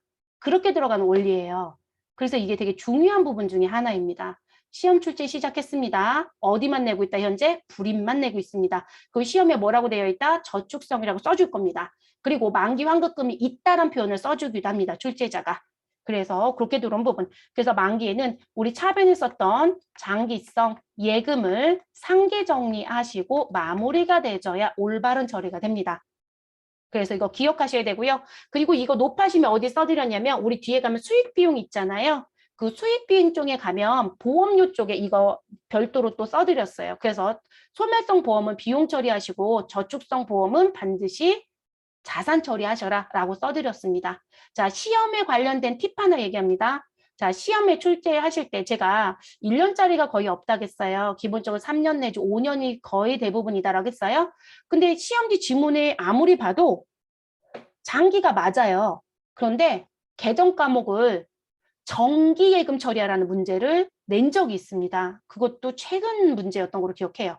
그러면 의심하지 않습니다. 여러분 출제자가 시험지에 뭐라고 써줬다고요? 정기예금 개정 과목으로 처리하시라고 써줬잖아요. 본인 스스로가 장기성 예금 처리하시면 안 된다고요. 그냥 정기예금 쓰고 나옵니다. 당좌자산 개정 과목이거든요. 근데 그들이 그렇게 내고 싶은가 봐요. 그럼 그렇게 처리하고 나오세요. 이의제기 할 필요도 없어요. 어차피 그건 그걸로 채점하겠다고 자기들 아예 지정해 준 거예요. 이해되셨죠? 네, 그래서 그렇게 처리합니다. 근데 시험지 아무 말이 없다. 근데 보험기간이 3년이다, 5년이다, 매월 불입한다, 6개월 납한다, 1년 납한다. 이건 어차피 납부에 대한 일정은 정할 수 있어요. 네, 그래서 우리가 일반적으로 우리 개인적인 보험들은 매번 월납을 하지만 우리가 회사에서 내는 이런 보험들은 월납을 선택할 수도 있고 일시납을 선택할 수도 있고 분납을 우리 그 반기납 뭐 6개월 납으로도 선택할 수 있거든요. 그거에 따라서 내는 건데 근데 그 부분에 맞춰서 회계 처리라고 준 문제인데 이제 시험지 지문에 개정 과목 줬을 땐 그냥 그거대로 써라. 그리고 아무 말이 없다 그러면 기간을 확인하시고 이 자산을 뭐로 갈 건지. 근데 보통적으로 장기성 예금이 맞다. 이렇게 알아두시면 되겠습니다. 됐을까요? 그래서 이것도 알아두셔야 되는 부분입니다. 이게 다른 데서는 더 설명할 수가 없어요. 네, 수익 비용 가기 전까지는 할 데도 없고. 자, 그러면 우리는 10월 1일자에 보험료로 또 한 가지 얘기할게요. 참 할 얘기 많네요. 일을 그만해야 될까요? 자, 그럼 지금 보면요. 10월 1일자에 가입기간 10월 1일이고요. 10월 1일에 보험료 냈어요. 여러분들 대개 자동차 갖고 계시죠? 보험기간 10월 1일 날 시작해요. 보험료 10월 1일 날 내실까요? 내보신 분들은 아실걸요? 아닐 거예요. 대체적으로 언제 낸다? 대체적으로 일주일 전쯤에 거의 다 정리해서 내죠. 네, 그래서 당일날 납부는 정말 특수한 경우들이 아니면 그럴 일이 없어요. 그래서 여러분들이 업무를 하실 때는요, 보험기간보다 이전의 납부가 이루어질 겁니다. 이전 납부. 시험 그렇게 내냐고요? 아니요. 보험기간 시작하는 날짜에 다 돈 냈다고 해요. 왜냐하면 그 일수 계산하는 부분에 문제가 생길까 봐 항상 문제를 이전 납부로 안 내요. 그래서 10월 1일 날 보험 시작하는 날짜예요. 그렇게 봅니다. 그럼 우리는 이전 납부인데 우리가 일할 계산해야 되잖아요, 여러분. 365분의 며칠만 단기 거고 나머지는 차기 건지. 그러면 여러분들은 이 가입 기간에 대한 걸 반드시 이전 납부를 저희가 실무에서 할 땐 10월 1일부터 시작하는 거니까 9월 25일 날 냈다. 그럼 회계 처리는 9월 25일에 회계 처리를 할 거예요. 근데 여러분 9월 25일부터 시작이 아니잖아요. 그러면 저희는 어디에 적요라는 게 있어요. 적요. 자, 그 적요에 뭘 기입한다? 보험 가입 기간을 기입합니다. 가입 기간 반드시 무엇해라? 입력해라. 자, 이거 안 하면 제가 아까 자동차만 30대라고 했어요. 자, 근데 30대에 보험료가 나왔겠네요. 근데 돈 나가는 날짜와 보험 시작한 날짜가 다르다고요. 그럼 우리가 일수를 다 체크해야 되니까 보험증서 30건을 다 꺼내놓고 손으로 쓰고 계세요. 일거리를 스스로가 만든 거죠. 그래서 적요의 가입 기간을 입력한다.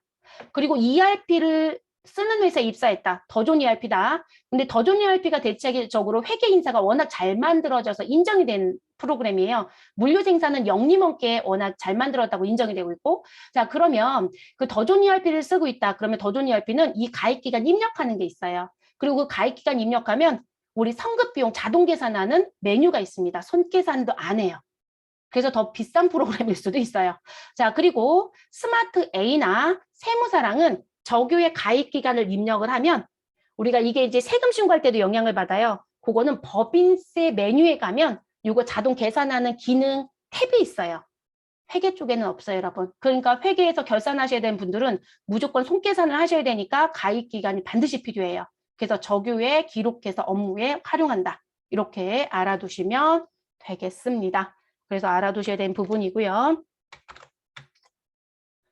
자, 그럼 이제 드디어 자격증처럼 분개를 한번 해볼게요, 여러분.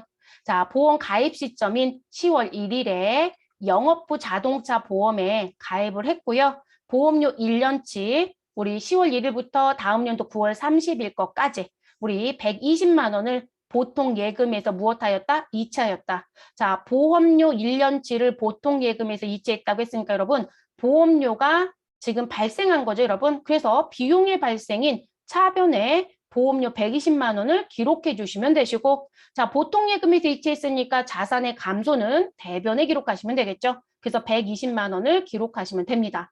자, 이런 분개는 별로 어렵지 않은 거죠. 그렇죠? 자, 이러고 나서 우리가 학계잔액 시산표에 가면 보험료가 무엇되어 있을 것이다. 모두 다 떠 있을 것이다. 그럼 그 보험료 가지고 우리는 뭘 찾아라? 미리 준 건 있는지 없는지를 찾아라.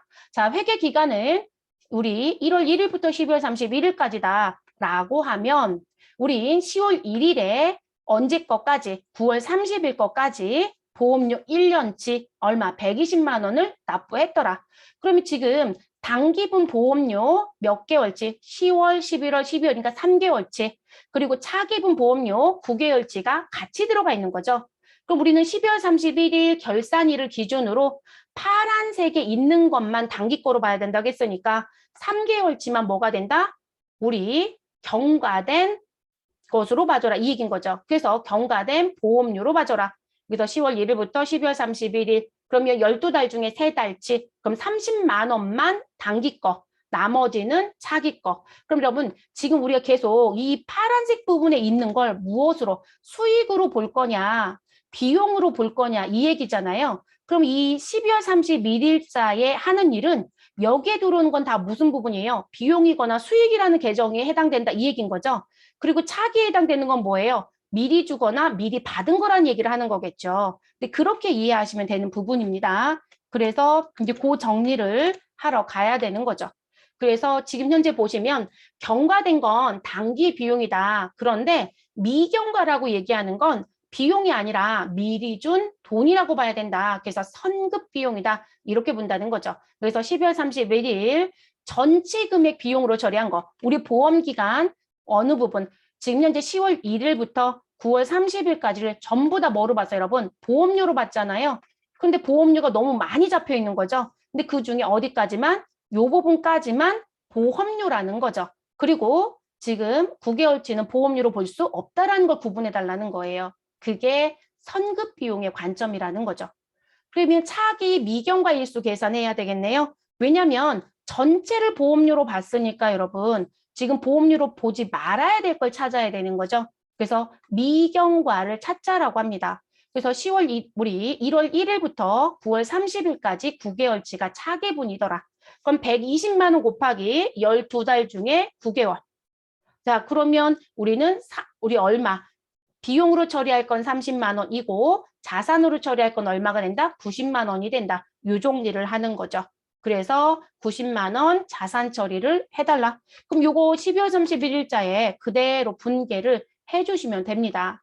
그래서 결산 시점 12월 31일 차기 미경과 일수에 해당되는 보험료 90만 원을 무엇해라? 결산서에 계상해라. 근데 여러분 이렇게 주겠어요? 우리 앞에 있었던 요건 그대로 써주겠죠. 언제요? 10월 1일에 지출된 120만 원의 보험료는 모두 보험료로 회계 처리하였으며 이렇게 얘기해요. 그리고 결산해라고 얘기합니다. 그러면 내가 90만 원을 계산해서 요 분개를 하는 거예요, 여러분.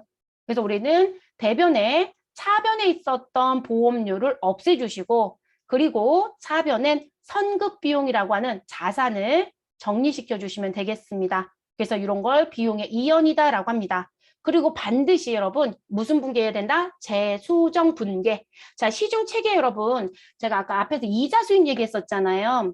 그래서 이자를 받는 만기 시점에 우리가 실제 이자를 전부 다 12만 원 잡는 게 아니라 우리가 미수수익 잡았던 거 정리하고 단기 것만 이자가 돼야 된다라고 해서 그게 실제 이자 받을 때 정리를 합니다. 이렇게 얘기했어요. 근데 그거를 재수정 붕괴라고 표현한 교재가 있더라고요. 그래서 저한테 재수정 붕괴냐고 자기 다른 거로 공부했을 때 그렇게 배웠다라고 하셨는데 그거를 재수정 붕괴라고 부르는 분들은 없어요, 여러분. 재수정 붕괴라고 하는 건 결산 때 했던 붕괴를 무조건 뒤집는 걸 재수정 붕괴라고 해요. 근데 그 부분은 이자를 받을 때 대부분 해요. 그렇기 때문에 1월 1일자나 1월 2일자에 무조건 뒤집는 회계처를 하지는 않습니다. 네, 절대 안 해요. 그래서 이 재수정 붕괴라는 건 기존에 했었던 부분을 다시 무엇하는 거, 원래 상태처럼 돌려놓는 거, 그런 걸 재수정 붕괴라고 합니다. 그래서 차기 재수정 붕괴가 반드시 필요하다. 왜냐하면 지금 현재 성급으로 정리했었던 이 부분이 몇 년도 분이었다. 2022년도 1월부터 9월까지에 대한 보험료였잖아요. 그러면 차기가 되면 이제 몇 년도로 바뀌어요. 자, 이 결산 시점이 2021년도 12월 31일인데 차기라고 보는 건 2022년도 1월 1일부터 이제 사업을 시작하고 있는 거죠. 그러면 이때부터 보험료가 생겨나는 거거든요. 그러니까 성급이라고 정리했던 이 보험료는 무엇 해야 된다? 다음 연도에 가면 당연히 보험료가 된다. 그러니까 반드시 무엇 해야 된다? 뒤집는 회계처리를 꼭 해야 된다는 얘기예요. 그래서 차기 연도 초, 그래서 대부분 실무자들은 1월 1일에 이 행위를 하는 경우가 많아요. 그래서 1월 1일에 결산, 재수정 분기에 대해서 성급 비용을 상계 처리한다라고 표현들 합니다. 얘기 안 해도 꼭 체크해 주신 게 좋겠습니다. 그래서 차변에 있었던 성급 비용 대변으로 보내서 없애주시고 그리고 보험료 정리시켜 주시면 되겠습니다. 요거 수업하다 보니까 실무자 이 질문 하시는 분이 계셨어요. 1월 1일자에 안 하고요. 언제 했다?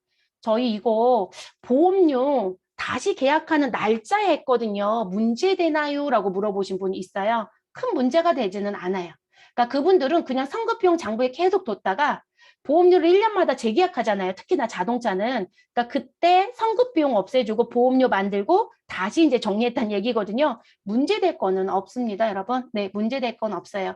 근데 대부분들이 그게 이제 구분이 안 되면 거기서 꼬여버리는 경우들이 있어요. 그리고 저는 이게 결산할 때 확인을 왜 꼭 하라고 얘기하냐면 1월 1일째 재수정 분기를 제가 하라고 안내해드렸어요. 근데 1월 1일째 재수정 분기를 놓쳐버리는 분들이 있으세요.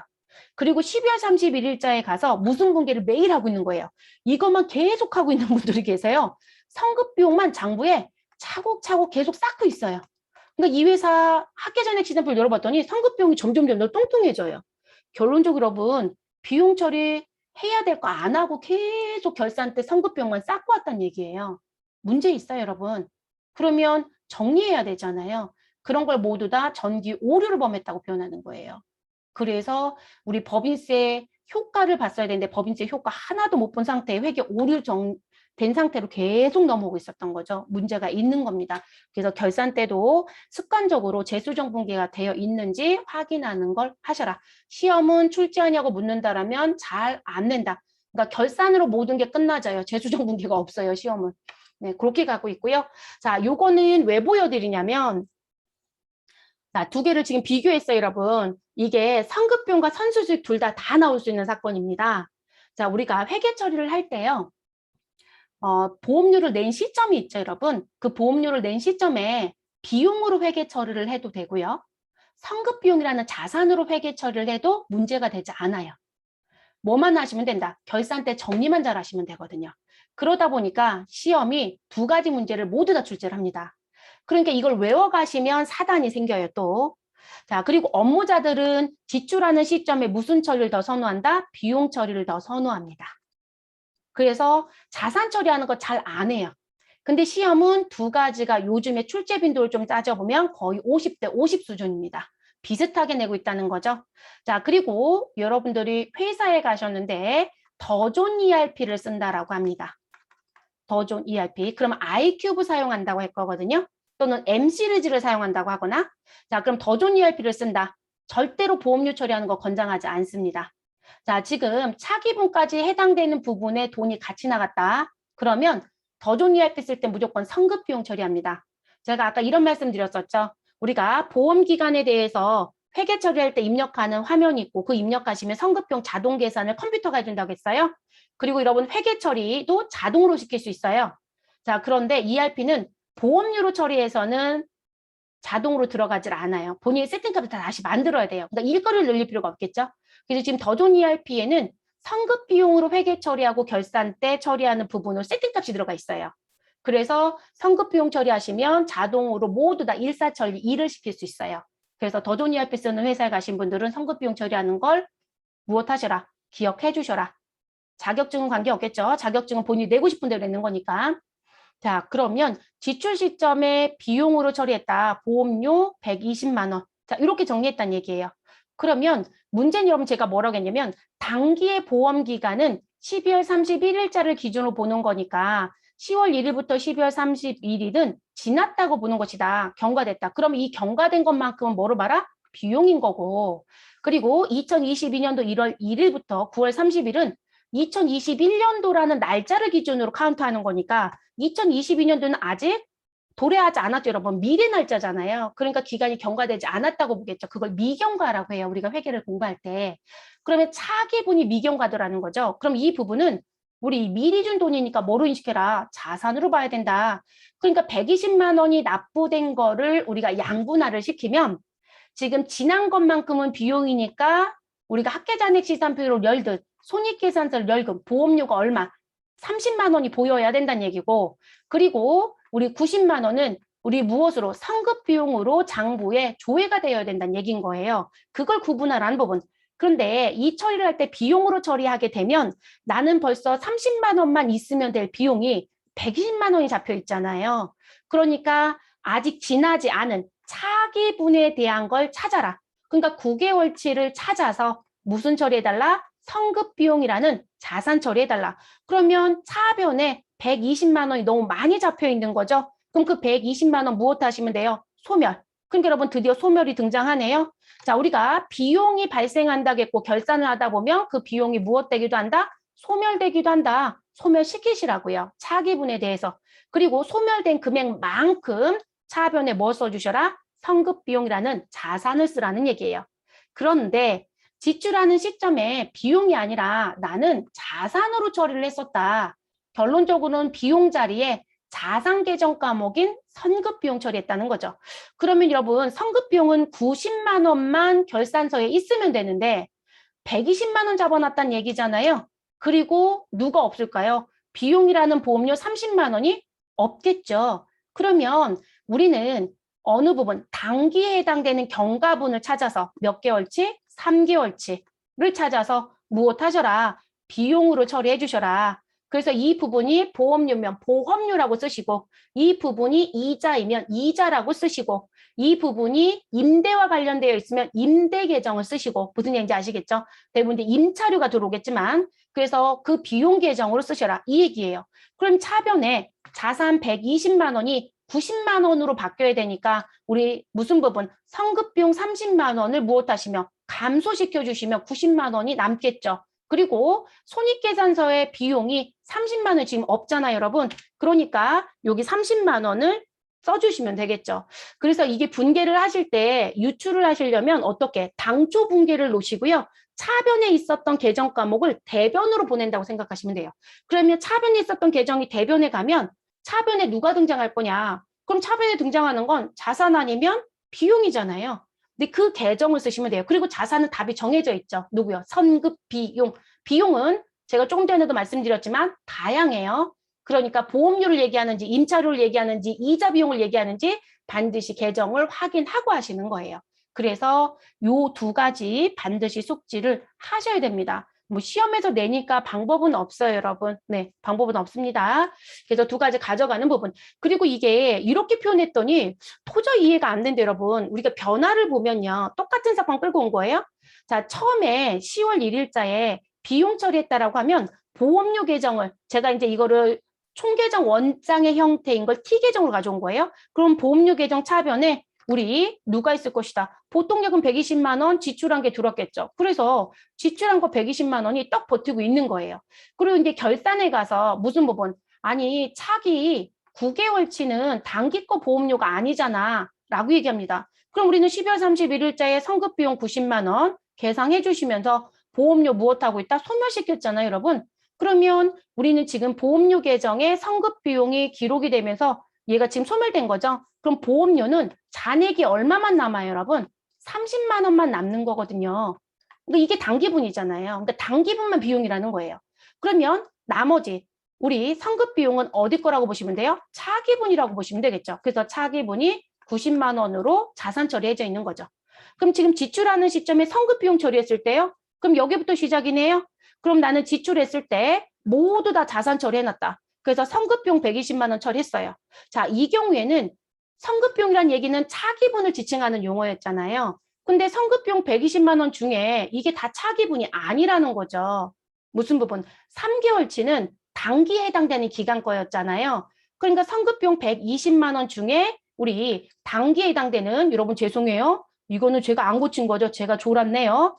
여기에 얼마를 30만 원을 썼어야죠. 큰일 날 부분이에요. 네, T 계정은 고쳐놓고 분계는 그대로 가져왔네요. 자, 그래서 성급 비용 30만 원이 감소되고 그리고 비용이 발생이 되는 거예요. 그러면 우리 지금 성급 비용 계정 차변에 이거 보험료로 가야 되는 거예요. 라고 해서 30만 원 기록하시면 차기분이 얼마라는 결과가 남겨져요. 90만 원. 자, 그리고 보험료는 단기분이라고 해서 보험료 그대로 이 부분은 잔액이라고 제가 쓸게요. 여기도 잔액이라고 썼으니까요. 요 보험료 30만 원 잔액은 손익계산서에 그대로 모이겠죠, 여러분. 그러면 지출하는 시점에 비용 처리를 하든 자산이라는 성급비용을 처리하든 결과는 같지 않아요? 보험료 30, 보험료 30, 성급비용 90, 성급비용 90. 그러니까 결론이 달라질 수는 없어요. 그런데 처음에 비용 처리하면 그 비용이 커져 있으니까 줄이는 행위라는 얘기고, 처음에 자산 처리했으면 자산으로 너무 많이 잡혀 있으니까 자산을 줄여주라는 행위라는 거예요. 그리고 줄이면서 그 반대편에 누굴 써라? 대변의 비용을 무엇하였으면 소멸을 시켰으면 상대편에는 무조건 성급비용이라는 자산이 들어올 수밖에 없다. 그리고 자산으로 처리했을 때는 자산을 무엇하셔라? 감소시켜라. 얘를 소멸한다고 표현할 수는 없잖아요. 감소시켜라. 그리고 지금 그 자산을 감소시켰으니까 성급비용이 줄어들었으니까 이 부분의 반대편에는 누가 들어올 수밖에 없다. 비용이 생길 수밖에 없다. 왜냐하면 이게 비용이 단기분에 해당되는 분기를 한 적이 없으니까요. 이런 원리로 움직이는 거예요. 되셨을까요? 그래서 시험 보러 가셔서 이 문제 절대 틀리지 않습니다. 성급비용, 선수수익 두 개를 혼재해서 내다 보니까 하나는 잘하는데 하나는 자꾸 틀리더라고요. 저희 조카는 당초 분계가 백데이터에 입력되어 있어요. 10월 1일자 분계가요. 그 친구는 10월 1일자 분계를 찾더라고요. 자기가. 지문에 10월 1일이 있으니까 공부하는 거 봤더니 찾아서 얘가 차변에 보험료가 보여요. 그럼 무조건 대변에 걔를 써요. 그리고 본인이 기간 계산을 해서 금액을 산정하고 차변에 성급비용을 쓰더라고요. 그래도 상관없어요, 여러분. 그럼 반대로 10월 1일 같은 성급비용이 있어요, 차변에. 그럼 걔를 대변에 쓰면 되겠죠? 그리고 무슨 부분? 지문해 봤더니 얘가 보험료인지 이자 비용인지 이렇게 써 있을 거거든요. 보험료다? 그럼 차변에 보험료 쓰고. 이자 비용이다? 그럼 이자 비용 쓰는 거예요. 근데 그렇게 해도 상관은 없어요. 요령상으로 본다면 시험 목적 요령상은. 그래서 이제 요 두 가지가 모두 다 혼재되고 있어서 말씀을 드렸습니다. 조금 힘드시겠지만 예제까지 풀고 마무리할게요, 여러분. 늦게 끝내드려서 죄송해요.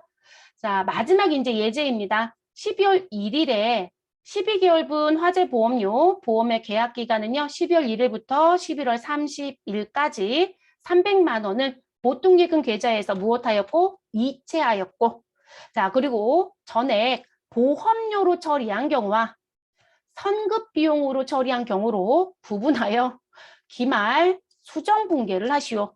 그리고 기간의 계산은 어떻게 달라? 월할 계산. 여러분 시험은 이렇게 두 개 본네요. 시험은 이렇게 하세요라는 거로 내거나 이렇게 하세요라는 거로 냅니다. 두 개 중에 택일. 근데 우리 공부하는 입장에서 제가 두 개를 다 써드린 거고요.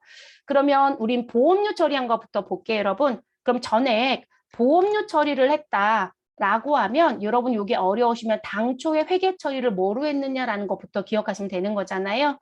그러면 당초에 지출하는 시점에 나는 다 무슨 처리했을 것이다? 비용 처리했다. 이 얘기인 거잖아요.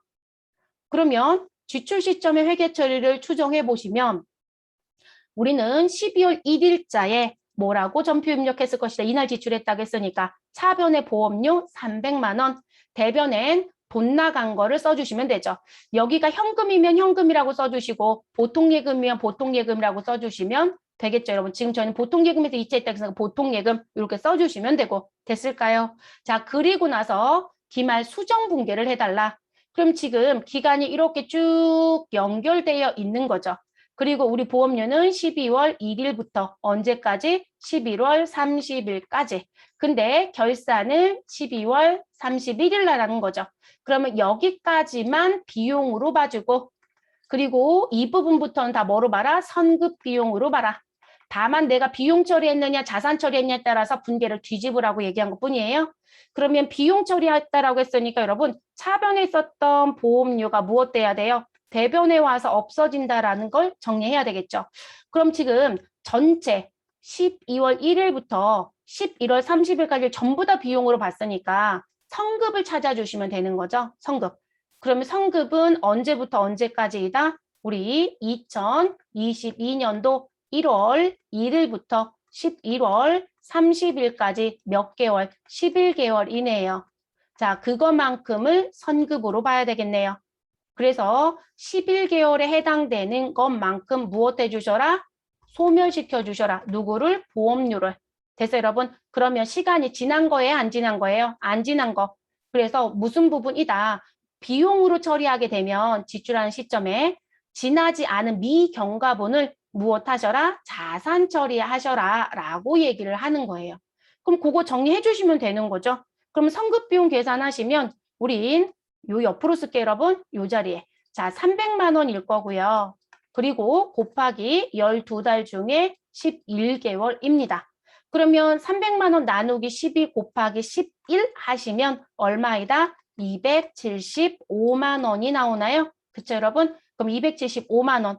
그러면 대변에 누구 써주시고 보험료라고 써주시면 되고요. 소멸 275만 원을 소멸시키시고 자, 그리고 상대편 차변에는 미경과분에 해당되는 자산 계정이 지금 없으니 자산 계정을 올려주시면 되죠. 그래서 성급비용 275만 원을 기록하시면 되겠습니다. 이게 12월 31일에 결산 수정 분계가 되겠죠. 됐어요, 여러분? 그래서 이렇게 정리.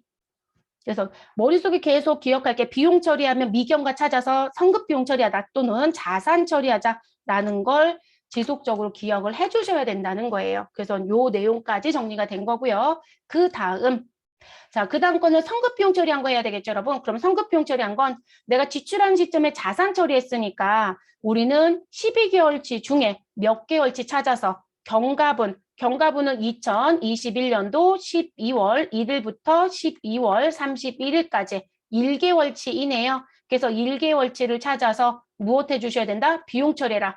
근데 우린 분명히 화재 보험료라고 했으니까 보험료라는 계정 과목 들어가야 되겠죠. 그래서 보험료 처리해라. 그럼 차변에 있었던 성급 비용 무엇 해주시면 되고요. 우리 대변으로 보내서 전체 성급으로 잡혀 있었던 거 축소시켜야죠. 그래서 대변에 선급 비용을 무엇 해주시면 되시고 감소. 자, 우리 이거 계산하시면 얼마에 대해서 300만 원에 대해서 자, 12달 중에 지난 건 한 달. 그러면 아까 11달이 275만 원이었으니까 여러분 한 달에 25만 원이라는 얘기잖아요. 그럼 여기는 25만 원이겠죠. 그래서 성급 비용 25만 원을 감소시켜 줍니다.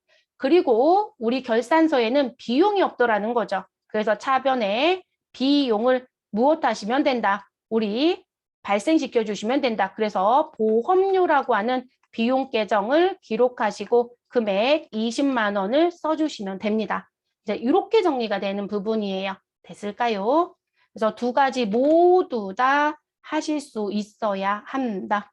이게 회계 처음 하시는 분들은 어려워요. 쉬운 건 아니에요, 여러분. 원리를 다 따져봐야 되니까 이게 녹록지는 않습니다. 근데 문제를 계속 풀다 보면 이게 이제 뭐라고 해야 될까요? 습관처럼 몸에 배져요. 네. 그래서 배지고 다만 자격증의 원리는 아까 뭐 그림처럼 보여드렸던 거, T계정 보여드렸던 거 그런 원리만 기억하시면 되고 업무에서는 제가 저축성인지 소멸성인지 그것도 시험 출제 시작했다고 했어요. 글씨만 따지시면 된다고 했고 여러분이 보험증권 보는 습관을 반드시 들이셔라. 그래서 보험증권 보는 습관 들여주시고 보험증권에 기재되어 있는 보험의 기간 반드시 정규에 입력한다 꼭 하셔야 돼요. 안 그러면 일이 너무 많아진다고 말씀드렸죠. 그리고 우리가 이제 시험에서는 보험료로 이 성급 비용을 많이 내요, 여러분. 그게 대부분 회사가 다 있어서. 근데 회사에 가시면 이 성급 비용으로 들어올 수 있는 계정 과목의 성격이 진짜 많아요. 그래서 성급이라는 게 있는지 없는지 비용과 원가 계정을 열어놓으시고 다 시시비비 가리듯이 여러분이 따지셔야 돼요. 그래서 결산이 어려운 거예요. 시험은 아예 이렇게 지문을 주잖아요. 업무는 아무도 지문을 안 줘요. 내가 21월 31일까지 시산표가 나오면 시산표를 놓고 내가 결산할 자료를 뽑아야 되는 거예요. 그 중에서도 선급 비용이 하나가 아니라 많다고요. 우리 무역업 가시면 이자 비용도 선급 비용에 들어오는 경우가 있어요. 대체적으로 이자 같은 경우는 실제 선치가 아니라 후치가 원칙이에요. 쓴 것만큼 뒤에 갚는 게 법적으로 원칙이에요. 그래서 은행이 돈 빌려주면서 이자를 요구했다. 그러면 그대로 공정거래위원회에 전화하시면 그 은행 바로 실사 떠요. 근데 불법이란 얘기거든요. 그런데 무역회사 같은 경우는 금융거래에 관련된 부분 중에 무역금융과 관련돼서 이자를 본인들 스스로가 미리 내는 경우들이 있어요. 그래서 이자 비용이 상당히 금액이 좀 크거든요. 거기에 미리 낸 이자가 있거든요. 그거 다 찾으셔야 돼요. 그러니까 무역업은 또 일거리가 느는 거죠. 그래서 이자 비용도 고민을 해보셔야 되는 부분입니다. 그리고 제가 이해 안 되는 게 이 선급 중에 임차료 문제를 내는 출제자가 있어요. 그럼 제가 1년을 계약을 하고요. 1년치 임차료를 미리 냈다는 거거든요. 여러분 상식적으로 생각해봐도 임차로 미리 내는 경우 거의 없죠. 근데 시험은 임차로 그렇게 열심히 해요. 그러니까 이게 시험에서는 얘기하지만 업무상으로는 임차로 미리 내는 경우가 드물어요. 부동산 쪽은 거의 없다예요. 네, 거의 없다. 그러다 보니까 희박입니다. 희박이고, 그리고 이 보험료 얘기가 나왔으니까 입장을 뒤집어 볼게요. 여러분들이 보험사에 회계팀에 입사했다. 그럼 보험사의 회계팀 같은 경우는 선급 비용이 아니라 선수 수익을 고민하셔야 될 거예요. 선수 수익. 그럼 지금 자동차 보험료 1년치 내에서 제가 선급 비용 계산하는 거 따지고 있잖아요. 그러면 보험사 입장에서는 차기분에 대한 보험료가 그 회사는 매출이에요. 그러니까 매출 계정 과목에 선수 수익이 있는 거예요. 그러면 그거 따져보셔야 되겠죠. 그러면 회계 기준을 찾아봐야죠. 이게 인식을 해도 되는지 안 되는지. 근데 세금은 늦게 낼 수 있으면 늦게 내는 게 좋은 거 아닌가요? 미리 낸다고 해서 세금 혜택 주는 게 아니잖아요. 그렇죠? 그래서 매출 금액에 우리 차기분의 매출로 봐야 되는 게 포함되어 있으면 선수수익 대체하는 것도 고민해 보셔야 돼요. 그래서 매출 계정도 들어올 수 있어요. 선수수익 같은 경우는. 그래서 업에 따라서 구분점이 조금 다양하게 등장할 수 있는 특징을 갖고 있는 게 지금 배우신 이 부분입니다. 자, 오랜 시간 고생 많으셨어요, 여러분. 오늘은 수업 시간도 오버됐고 화장실도 안 보내드렸고 고생들 많으셨고 이렇게 종료하겠습니다. 수고들 하셨습니다.